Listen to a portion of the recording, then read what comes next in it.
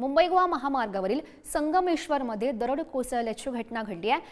शास्त्री पूल या ठिकाणी काम सुरू असताना 35 फूट ही दरड कोसळली। रिक्षावर दरड कोसळली। सुदैवाने यामध्ये कोणतीही जीवितहानी नाही आणि दरड धोकादायक असल्याची तक्रार ग्रामस्थांनी वारंवार केलेली होती। मात्र प्रशासनाने दखल न घेतल्याने ही दरड कोसळली असा आरोप ग्रामस्थांकडून केला गेलाय। संतप्त जमावाचा रास्ता रोको करून हा निषेधही बघायला मिळाला। आणि या संदर्भात अधिकची माहिती जाणून घेऊयात। आमचे प्रतिनिधी राजन चव्हाण सध्या आपल्या सोबत आहेत।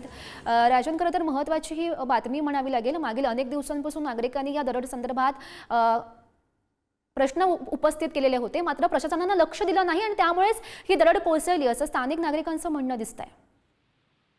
नक्कीच गौरी, पाहिलं तर रत्नागिरीच्या मुंबई गोवा महामार्गानजीक असलेल्या संगमेश्वरमध्ये एका रिक्षावर ही दरड कोसळली होती आणि महामार्गाचे काम यावेळेला चालू आहे। शास्त्री पुलाच्या जवळपास 35 फूट एवढी ही दरड कोसळलेली आहे। सुदैवाने पाहायला गेलं तर कोणी या ठिकाणी इजा झालेली नाही किंवा जीवितहानी झालेली नाहीये।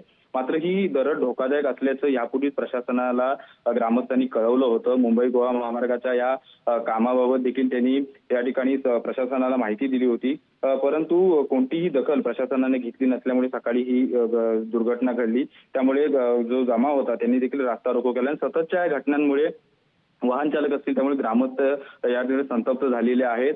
लवकरात लवकर या मुंबई गोवा महामार्गाचं जो काही कामकाज आहे ते पूर्ण व्हावं आणि अशा घटना घडू नये अशा देखील सूचना या प्रशासनाला त्यांनी केल्या होत्या, परंतु प्रशासनाने लक्ष न दिल्यामुळे ही घटना घडलेली आहे। गौरी, नक्कीच खरं तर आता तरी प्रशासन याकडे लक्ष देतं काही बघणं महत्त्वाचं असेल। राजन, धन्यवाद दिलेल्या सविस्तर माहितीसाठी।